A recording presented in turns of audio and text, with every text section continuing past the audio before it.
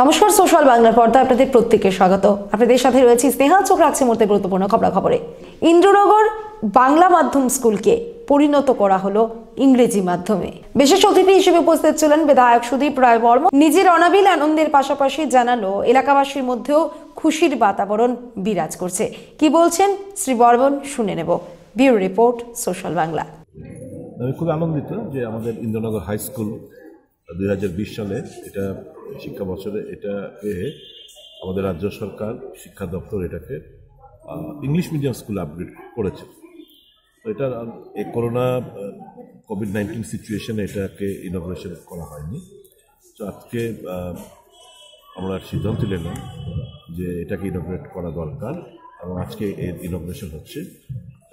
এই বছর থেকে ইংলিশ মিডিয়াম স্কুলে এটাকে আপগ্রেড করা হয়েছে। স্বাভাবিকভাবেই এলাকার মধ্যে খুবই একটা খুশির বাতাবরণ, শিক্ষক শিক্ষিকাদের মধ্যে, স্টুডেন্ট অভিভাবকদের মধ্যে, সকলের মধ্যে একটা উচ্ছ্বাস এই ইংলিশ মিডিয়াম স্কুলে আপগ্রেড করার জন্য। ধন্যবাদ জানাই রাজ্য সরকার।